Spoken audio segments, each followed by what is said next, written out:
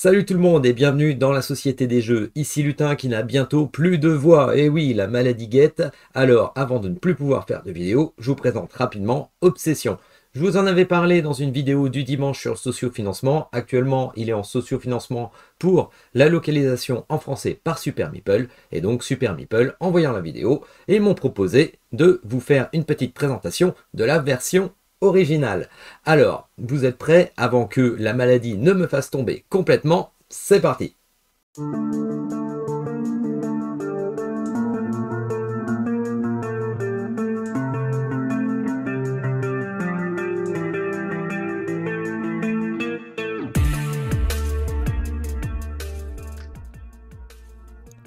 Obsession vous met à la tête d'une famille de l'aristocratie anglaise pendant l'époque victorienne, un thème particulier qui ne m'aurait pas attiré si je n'avais pas suivi les sociofinancements pour notre chaîne. Eh bien heureusement car j'ai été attiré par les mécaniques en place qui se marient si bien avec ce thème. Votre famille est représentée par un plateau de jeu indiquant votre réputation et les salles des domestiques que vous aurez à gérer. À côté, les activités de base de votre demeure, activités qu'il va falloir utiliser et améliorer pour attirer les faveurs de la haute société. Débutant avec une main de base, composée de 4 membres de la famille et de 2 invités aléatoires, à vous de créer des activités pour gagner en réputation. Il existe 4 familles dans la boîte de base, chacune avec une petite particularité, soit un peu d'argent au départ, une réputation un peu plus avancée, un membre supplémentaire dans la famille ou un domestique supplémentaire. Le jeu va durer en 16 tours dans une partie classique, décomposée en 4 saisons. À la fin de chacune de ces saisons, un tour spécial permettra à un des joueurs d'avoir, peut-être, les faveurs d'un des héritiers des Fairchild, une grande famille influente. Si vous avez les faveurs d'un des héritiers, une carte Victory Point vous permettra d'avoir des points en fin de partie ou alors d'avoir une faveur instantanée lors de votre tour, argent ou réputation. Lors de certains tours auront également lieu des événements tels que la fête du village, la fête nationale ou des travailleurs ainsi que des événements sur le marché. Oui, un marché dans lequel vous pourrez acheter de nouvelles activités qui demanderont peut-être plus de prestige pour être utilisées. Sur ce plateau, vous verrez également des 2 pioches d'invités, les communs mais également ceux de prestige, si valorisants à la fin de la partie grâce aux points qu'ils apportent, mais aussi beaucoup plus compliqués à utiliser car ils nécessiteront une plus grande réputation pour daigner assister à vos activités. Vous remarquerez également que vous pourrez employer de nouveaux domestiques pour vous aider dans votre tâche et qu'il existe aussi des cartes objectifs pour permettre de pimenter un peu tout cela. Je me retrouve donc à la tête de la famille Ponsonby, avec le père, la mère, le fils et la fille. La particularité de cette maison lorsqu'elle débute, c'est qu'elle débute avec 300 livres de base. Nous sommes avec une réputation de 1 sur le premier cran. Voilà. Mise en place du manoir avec les activités de base, ma famille, 2 invités de départ que j'ai tirés au sort, une qui va me rapporter des livres sterling quand je l'utiliserai et qui utilisera la gouvernante, l'autre qui pourrait me rapporter de la réputation, pardon, et qui utilisera un valet de chambre. J'ai mes cartes bonus et là j'ai pas eu forcément beaucoup de chance. Je me retrouve avec une carte bonus qui me donnera 6 VP si j'ai 3 ladies, 3 femmes de chambre. Une autre qui me rapportera à chaque activité de sport qui me rapportera 1 VP, un Victory Point. 10 Victory Points si j'ai le groupe de prestige Smoking Room et Drawing Room. 1 point par tuile prestige. Donc ça va bien, ça se combine bien les deux. Par contre celui-là me rapporte beaucoup plus, mais il est assez difficile à avoir peut-être. 11 Victory Points si j'ai le Flower Room associé à soit l'English Garden ou le French Garden. Et là, dans le marché qu'on a actuellement, ça tombe bien, car il y a justement le Flower Room. Qu'est-ce que nous avons d'autre? Eh bien, tout simplement, j'ai mis en place l'intelligence artificielle pour le mode solo. Alors, vous allez voir, c'est pas vraiment une IA, c'est pas vraiment quelque chose de bien compliqué, c'est juste quelque chose qui va nous empêcher d'avoir certaines tuiles, et il faudra battre le score de 87.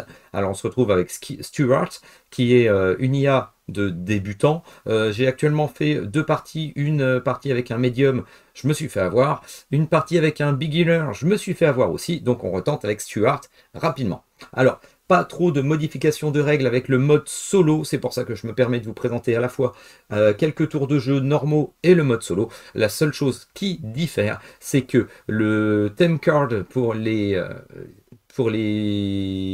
Fairchild, pardon, pour les 2 héritiers Fairchild, le thème va être caché. Il n'apparaîtra que lorsqu'on sera à l'étape de cours. Sinon, normalement, pour une partie normale, je devrais montrer le thème tout de suite. Alors, le thème, qu'est-ce que c'est? On en a parlé tout à l'heure, c'est simplement le thème qui va attirer les Fairchild lors de la première saison. Donc là, ce serait du prestige. Il faudrait que j'ai le maximum de points dans mes installations pour avoir du prestige. Et celui, lorsque l'on joue à plusieurs, qui aurait le maximum de prestige lorsqu'on arriverait à la partie courtship, eh bien, ce serait lui qui remporterait la cour. Là, ce n'est pas le cas, donc on va faire comme si on ne l'avait pas vu. Voilà. Normalement, lorsqu'on joue avec l'IA, on ne sait pas ce qu'il y a en theme card. On le fera lorsqu'on arrivera au courtship. Allez, on fait du rapide pour voir un peu comment ça tourne ce jeu. Donc, ma main de départ est ici. Et je vais vouloir commencer des activités. Alors, activité, moi je vois quand même quelque chose, c'est que la fête du village quand même est super intéressante, donc je vais essayer de la faire tout de suite, tant que j'ai des personnes en main et surtout des membres de la famille. Parce que pour faire cette activité, il faut 2 membres de la famille. Alors, qu'est-ce que je vais utiliser? Je pense que je vais utiliser le fils et la fille. La fille qui m'embête souvent parce que lorsque vous allez le voir, la fille dans les récompenses, les faveurs qu'elle nous apporte, elle nous apporte un invité commun qui est ici. Et je n'aime pas piocher dans les invités communs. Et oui, parce que dans les invités communs, on a à peu près une chance sur 2 pour avoir un invité qui n'est pas forcément très recommandable, un invité qui va nous rapporter des choses, mais qui pourra nous retirer du prestige, par exemple, parce qu'il y a pas mal d'Américains. Et les Américains, apparemment, étaient mal vus par les Anglais à cette époque, peut-être un peu trop obscène ou je ne sais pas. En tout cas, c'est pas forcément un super bonus parfois. Alors je vais jouer ça, donc je commence. Alors je prends l'ordre de jeu pour aller rapidement. Rotate Service, on verra ça tout à l'heure, c'est simplement que nos personnages ici, nos serviteurs sont actuellement ici, j'aurais dû les avancer pour qu'ils soient disponibles. Là, c'était pas le cas, c'était le premier tour. Le run track, je regarde où je suis, s'il y a un événement spécial, ce n'est pas le cas pour le moment. Il n'y a pas de monument non plus chez moi. Il m'aurait rapporté un point de prestige et je n'ai pas le Seventh Hall qui me permettrait de lancer des rumeurs. Effectivement, c'est une des interactions possibles avec les adversaires.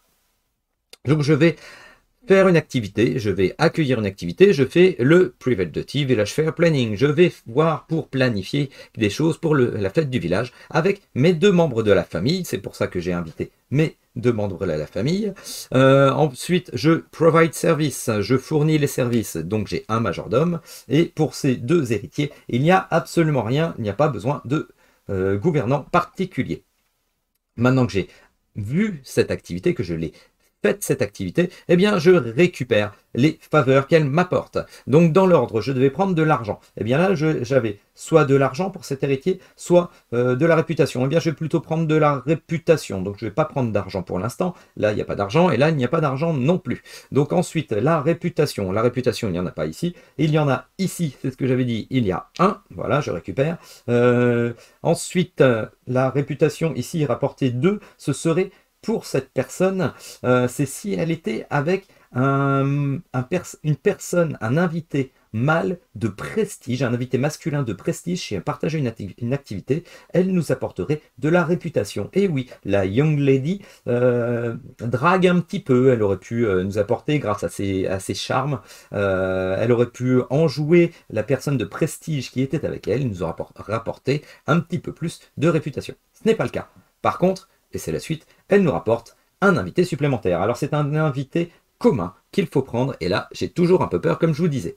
Alors j'ai de la chance, je récupère une invité commun qui me rapportera un point de victoire à la fin, qui nécessitera malheureusement que je sois au niveau 2 de prestige pour pouvoir l'utiliser, qui demandera une femme de chambre, et par contre qui me permettra en faveur, si je l'utilise, de récupérer un invité de prestige. Et ça, c'est toujours intéressant. Donc, maintenant, je vais acheter au marché. Qu'est-ce que je vais acheter au marché avec mes 300? Alors, je pourrais acheter une North Dining Room. Je pourrais acheter également une étable, parce que ce serait moins 500, moins 200. Il y a la Flower Room, c'est un de mes bonus, c'est un de mes objectifs, mais je n'ai pas les sous. Bon, ben, je vais me rabattre sur le Riding Table, voilà, que j'achète, qui est à moins 1, donc elle me rapporte pas de points, elle m'enlèvera des points, mais par contre, comme toutes les tuiles, vous verrez, il y a devant, derrière. Alors, c'est pas le cas pour toutes, non, non, je dis une bêtise, ce n'est pas le cas pour toutes, mais la plupart, une fois qu'elles sont utilisées, elles peuvent rapporter des points et le bonus diffère. C'est pour ça que toutes les tuiles de base ici ont des points et il sera utile de les utiliser pour passer en positif. Vous voyez, celle-ci, elle est à moins 2. Une fois utilisée, elle me rapportera 2. Donc, toujours intéressant, même si on engrange des points avec de nouvelles tuiles plus puissantes, utiliser ces petites tuiles pour ne pas avoir de points négatifs à la fin. Donc, je complète. Qu'est-ce qu'il va tomber? Alors, un North Dining Room. Ok, ben il y en a 2. Donc, je cumule. Ah, un monument. Un monument qui est le Garden Maze. Les monuments, en fait, en début de tour, ils rapportent toujours un point de réputation. C'est pour ça que c'est assez intéressant de les avoir dès le début. Bon, qu'est-ce que je fais maintenant? Eh bien, je vais nettoyer ma board. Donc, je me retrouve avec le maître d'hôtel qui est ici. J'ai utilisé cette tuile, donc maintenant, je peux la retourner.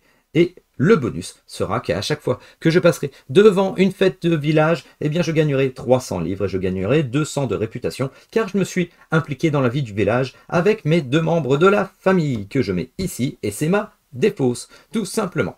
Voilà, j'ai fait mon tour, j'ai oublié de payer mes 300, pardonnez-moi, et voilà, je viens de faire mon tour de jeu. Alors j'aurais pu faire quelque chose de spécial, il y a 3 actions spéciales que l'on peut faire contre de la réputation. On peut gagner 100 livres contre 2 réputations. On peut pour 3 réputations, rafraîchir un serviteur, et pour 4 de réputation, on peut rafraîchir tout le marché, effectivement.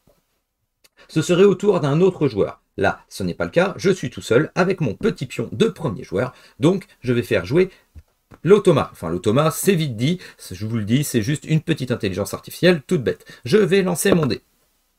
Je tombe sur le 14. Le 14, puisque dans le marché, il y a un monument, je vais regarder la colonne monument, et donc avec le 14, il faut que j'enlève la carte en position numéro 3. Voilà, je rafraîchis mon marché. Encore un monument, et ben disons, on est fourni en monument, on a de la chance. Et voilà, c'était simplement le tour de l'IA. Vous voyez, c'est tout bête, mais en fait, il va vous nous embêter. Et à la fin de la partie, ou lors de la fin de chaque saison, on reviendra sur cette IA avec Stuart. Je vais passer au deuxième tour. Deuxième tour, vous vous dites, je devrais passer le tour du joueur à un autre joueur. Eh bien non, ce n'est pas le cas. Le tour de jeu, en fait, pour savoir qui est le premier joueur, ça ne changera qu'au début de chaque saison. Donc même si on était 2, je serai toujours le premier joueur à jouer. Alors, je vais commencer. Je fais le Rotate Service. Rotate Service, c'est simplement que certains de mes serviteurs vont devenir, non pas disponibles, mais ils vont dans le quartier des serviteurs, il ne sera disponible qu'au prochain tour. Et c'est pour ça qu'en fait, le jeu, ce n'est pas un placement d'ouvriers, ce n'est pas le cas. Il faut voir tous les serviteurs, non pas comme un placement d'ouvriers, mais plutôt comme une ressource qu'il va falloir gérer. De même que les cartes, avec la gestion du deck. Parce que ce sont vraiment ces cartes qui vont nous rapporter des points et qui vont être très importantes. C'est bien de mettre effectivement des nouvelles activités qui vont rapporter des points à la fin du jeu, oui, mais c'est surtout la combinaison de ces activités avec des invités que l'on va mettre dans ces activités qui va rapporter des points, qui va faire avancer toute notre affaire. Vous allez voir, parfois, il y a certaines activités qui nécessitent des activités beaucoup plus haut niveau, qui nécessitent parfois 4 ou 5 invités. Et là, c'est très intéressant parce que pouvoir mettre 5 invités, ça voudra dire pouvoir avoir les bonus de 5 invités. Donc, ce n'est pas négligeable du tout. Mais il faut gérer sa main. Et vous voyez, la main diminue rapidement. On verra ça tout à l'heure. Alors, pour la deuxième chose à faire, je pourrais inviter... eh bien, je vais faire une activité de prestige qui est ici, qui me rapporte moins 2 pour l'instant. Donc je vais la faire. Cette activité, je vais inviter. Donc je ne peux pas l'inviter car elle demande un prestige de 2. Pour l'instant, elle n'est pas intéressée par mes activités car je ne suis pas assez prestigieux. Par contre, je vais mettre la chef mère des Poison Bee et je vais mettre mon invité de départ.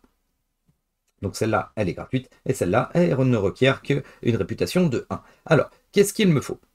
Maintenant, je fournis. Donc je mets ici. Celle-ci me demande la femme de chambre. Et je peux résoudre. Alors, résoudre. Maintenant, on regarde pour les sous. Celle-ci me rapporte 100 livres.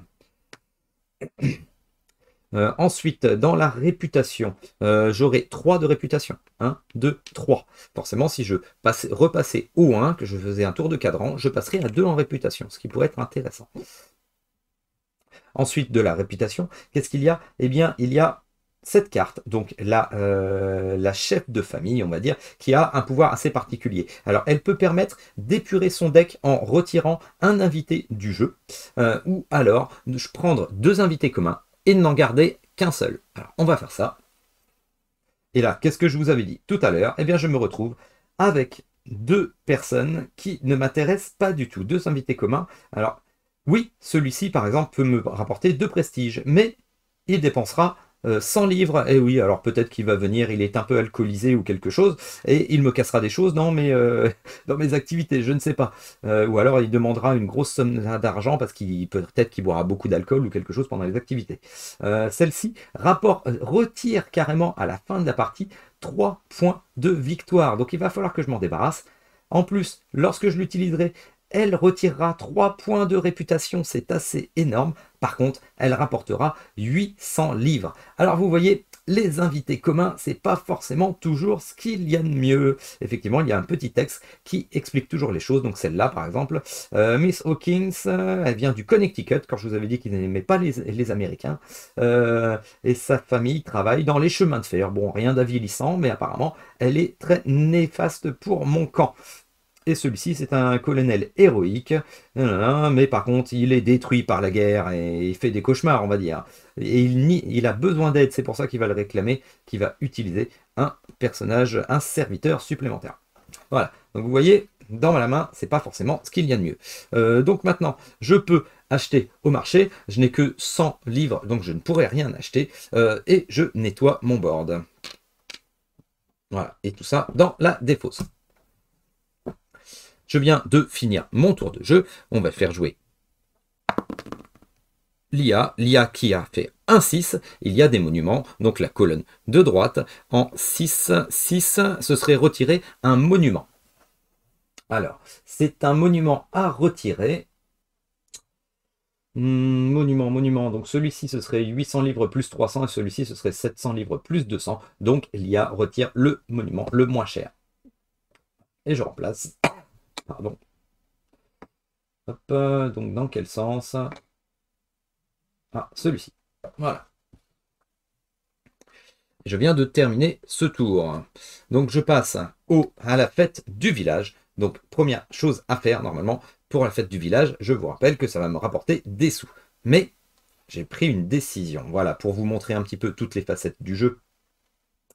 On va dire que ces deux-là, ils sont néfastes, je ne les aime pas. Celle-là, je ne peux pas la jouer. Et ici, j'en ai 2 autres. On va dire que j'aurai beaucoup moins de choix. Je ne pourrai pas faire grand-chose. Eh bien, j'aurais décidé de passer. Alors, je vous rappelle qu'il y a des petites aides de jeu pour chacune des familles, et c'est pas mal. Et je vais prendre mon aide de jeu pour passer. Effectivement, je peux passer mon tour. Et là, ça va tout changer. Parce que peut-être que potentiellement, il y a plein d'activités que je ne peux pas faire parce que je n'ai pas les bons serviteurs. Parce que au début de mon tour, normalement, ces serviteurs devraient bouger ici. Mais là, je vais le faire dans un ordre particulier pour le fait que je passe. Peut-être que je ne pourrai pas faire les activités que je veux. Je n'ai peut-être pas en main les personnes, les invités que je voudrais garder. Donc, je vais décider de passer. Alors, qu'est-ce que je fais? Je rafraîchis le service. Tous les serviteurs redeviennent disponibles. Ça, c'est super puissant. Ensuite, je récupère ma défausse. Et oui, c'est le seul moyen de récupérer sa défausse. j'observe les events qu'il y a ici. Qu'est-ce qu'il y a en event? Il y a justement la fête du village. La fête du village qui devrait me procurer donc 300 livres et 2 en réputation. Donc 1, 2 en réputation, je viens de passer. Hop là, je passe réputation numéro 2. Je récupère mes 300 livres grâce à la fête du village, car ma famille s'est impliquée dans la fête du village. Ensuite, si j'avais des monuments, je gagnerais de la réputation. Si je devais lancer un ragot, je pourrais lancer mon ragot. Et ensuite, j'ai le choix entre récupérer à nouveau 200 livres, des locations, quelque chose, une rente, ou alors rafraîchir le marché. J'ai décidé de récupérer des sous. Voilà. Je me retrouve avec 600. Et maintenant, qu'est-ce que je peux faire? Eh bien, je peux tout simplement acheter quelque chose. Alors, qu'est-ce que je pourrais acheter? Sachant que tout à l'heure, tiens, d'ailleurs, j'ai oublié de remettre, hop, mince, comment dire, mon activité, je l'ai remise. Et d'ailleurs, c'était une activité qui me retirait des points à la fin et qui maintenant va me rapporter. Alors, j'ai 600, qu'est-ce que je pourrais prendre? Eh bien, je vais prendre, pardonnez-moi pour la recherche, je vais prendre celle-ci. Voilà. Alors, qu'est-ce que c'est? C'est un service qui me permet en fait que maintenant, les footmen, donc c'est-à-dire ceux-là, les valets de pied, pourront servir comme les valets de chambre. Donc ça peut être intéressant. Parfois, ça me permettra, si je n'ai plus de valet de chambre, d'utiliser un footman. Et c'est généralement tous les bonus de service, ce sont des bonus passifs qui vont nous permettre d'améliorer le jeu et que ce soit un petit peu simple. Et voilà, j'ai fini mon tour. Mon adversaire virtuel, hop, fait un 1. Il y a un monument, donc monument. Donc, de 1 à 4 dans la colonne de droite, je retirais le monument qui coûterait le moins cher. Donc là, 700 plus 300, et là, 800. Donc ce monument, là, ce n'est pas... Non, c'est pas un monument, je suis bête, excusez-moi. Donc celui-ci, j'avais pas le choix, et en plus, j'avais oublié. Oh, j'oublie tout.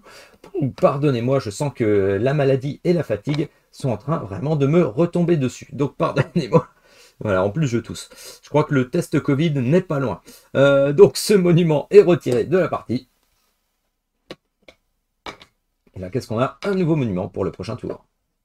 Voilà, je vais terminer donc par la saison. La saison, comment ça se passe? Donc si nous étions à plusieurs, il y aurait une carte de thème qui nous permettrait de savoir qui a le plus de points dans un thème et un des Fairchild viendrait avec moi. Là, ce n'était pas le cas. Je suis avec une IA, donc le thème, je le révèle uniquement maintenant. Et lors de ce tour, il ne va pas y avoir d'activité, il ne va y avoir que ça. Il va y avoir que la cour. Alors, les Fairchild sont intéressés par le prestige. En prestige, je suis à 2. Voilà, dans cette colonne, vous voyez 2. Et qu'est-ce que nous avons pour Stuart? Stuart qui est en niveau beginner, saison 1, il est également à 2. Donc il y a une égalité. Alors comment ça se passerait les différents modes de jeu? Eh bien tout simplement, si nous étions plusieurs et que moi j'avais gagné, eh bien tout simplement je prendrais une carte VP qui pourrait me rapporter des points à la fin de la partie et je choisirais un des Fairchild qui irait dans mon deck, donc qui pourrait me servir. Et vous voyez que les Fairchild sont très intéressants et rapportent du prestige où ils peuvent nous permettre d'avoir des invités de prestige. De même, à la fin de la partie, ils donnent 8 points de victoire. Donc il resterait pour toute la partie, toute la saison prochaine jusqu'à la prochaine cour et ainsi de suite. Il reviendrait ici, il serait à nouveau distribué au vainqueur de la prochaine cour et ainsi de suite. Là, ce n'est pas le cas parce qu'il y a égalité entre Stuart et moi. Alors, si Stuart avait gagné, vu que c'est l'IA, il prendrait une carte VP qu'on cacherait et ça lui ferait des points à la fin. Vous voyez, carte VP qui rapporterait à Stuart 5 points de victoire à la fin de la partie. Mais puisque nous sommes à égalité, nous prenons tous deux une carte victoire. Voilà, si nous étions avec d'autres joueurs et nous étions à l'égalité, ce serait la même chose. Donc là, c'est une carte victoire que l'on ne montre pas normalement, qui va me rapporter 3 points à la fin de la partie. Ou alors, à tout moment de la partie de mon tour, je peux l'échanger contre 200 livres. Alors, je la mets retournée pour qu'on la voie, pour qu'on s'en souvienne, vu que nous sommes entre nous, tout simplement. Et voilà la fin de la première saison. Alors, la première saison s'est terminée sur la cour. D'ailleurs, j'avais oublié, hop, que lorsque l'on arrive à la cour, j'ai oublié quelque chose de très important, c'est que normalement, on doit retirer une de ces cartes objectifs. Alors, carte objectif, je pense que celle-ci, je n'y arriverai pas. Donc, je la balaye. Voilà, on épure ses objectifs pour en avoir moins à la fin. On va voir au fur et à mesure de la partie vers quel objectif on peut tendre pour en sélectionner moins à la fin de la partie. À chaque cours, en fait, on va retirer un objectif. Voilà, alors maintenant qu'on a fait une saison complète, on va regarder quelques particularités pour les prochaines saisons. Par exemple, ici, pour la prochaine saison, on va commencer avec Begin Service Style Reserve. Eh bien, tout simplement, vous voyez, ici, il y a une réserve de service. Pour la fin de la première saison, tous les services ici, donc les services, ce sont les bleus, tous ceux qui vont sortir ou ceux qui sont actuellement sur le marché vont partir. Alors là, vous voyez, c'est un monument, mais il est bleu quand même. Donc pour moi, ça reste un service. Donc il va ici. Il coûtera 300 tout le temps. Ça sera un marché qu'on va empiler et à tout moment, on pourra aller acheter ici. Donc une autre carte, eh ben, vous voyez, c'est un service. Donc il va ici aussi. Ah, et là, qu'est-ce qu'on a? English Garden. Voilà, ça c'est à la fin de la première saison, début de deuxième saison. Début de troisième saison, ce sera toutes les tuiles de niveau 1. Vous voyez, celle-ci et celle-ci, elles sont de niveau 1. Elles iront dans cette partie du marché. Donc vous voyez, ce sont des parties du marché qui sont toujours accessibles et qui ont un coût moins élevé. Voilà, alors ce n'était pas dans la première version du jeu, ce sera directement implanté dans la version qui est actuellement en sociofinancement pour pour la mise en version française. Et ça, ce n'était pas dans la première version, si j'ai bien compris, du jeu. C'est la V2. Voilà, alors, quelque chose d'assez facile. Vous voyez, on a fait un tour de jeu complet. On voit que l'IA n'est pas bien compliquée à gérer. Elle permet juste de nous embêter pour retirer des cartes. Elle nous empêche aussi parfois de récupérer un des Fairchild et de prendre des cartes VP si elle a plus de points que nous dans une des catégories. D'ailleurs, cette catégorie que je vais retirer. Et on continue la partie, ainsi de suite, jusqu'au Final Courtship. Final Courtship où, au lieu d'une seule catégorie, on retournera, que ce soit en partie multijoueur ou en partie solo, on retournera 4 thèmes. Effectivement, les Fairchild seront attirés par 4 thèmes différents. S'il y a un thème qui est en double, et bien simplement, il comptera 2 fois pour la possession d'un Fairchild. Et ce Fairchild, celui qui le récupérera, l'aura dans sa main définitive pour le décompte des points. Et là, ce sera 8 points directs. Alors, le décompte des points final, tout simplement, il y aura à la fois tous les points de toutes vos tuiles, et il y aura les points de tous vos invités. Car comme vous l'avez vu, tous les invités ont des points. Alors forcément, la famille de base n'a pas toujours grand-chose en points. Après, c'est à voir avec les invités communs. Par exemple, les invités communs qu'il faudra peut-être retirer parce qu'ils vous enlèvent des points parfois. Ou alors des invités de prestige qui vous rapporteront beaucoup plus de points. 5 points, 2 points, 3 points. Mais par contre, effectivement, celui-ci vous rapportera 5 points à la fin. Mais une fois dans votre main, pour pouvoir l'utiliser, il faudra avoir un rang de 6 en prestige pour pouvoir l'utiliser. Effectivement, là, je suis à 2 en prestige. Ça va me permettre d'utiliser peut-être des activités de niveau 2, peut-être des invités de niveau 2 également en prestige. Mais par contre, ceux qui sont assez hauts, je ne pourrai les utiliser que lorsque j'aurai le niveau de prestige associé. Sauf le jour d'une National Holiday, qui est une case spéciale sur les tours, qui nous permet d'utiliser suivant notre rang, d'utiliser n'importe quelle action, n'importe quelle activité, avec n'importe quel invité, quel que soit son rang de prestige. Et oui, c'est une fête nationale, et donc tout passera. Dans ce jeu compétitif de 1 à 4 joueurs, je n'ai pas eu le temps de me pencher sur les extensions qui m'ont été fournies et qui peuvent permettre d'avoir 2 nouvelles familles, jouer jusqu'à 6 et ajouter des domestiques différents. Alors je vais rester sur mon bilan de la boîte de base. Premier constat, le matériel de qualité avec une boîte comportant des rangements, ce n'est jamais négligeable. Chaque famille avec ses matériels, 2 boîtes supplémentaires pour ranger le reste, les plateaux sont de qualité, un régal.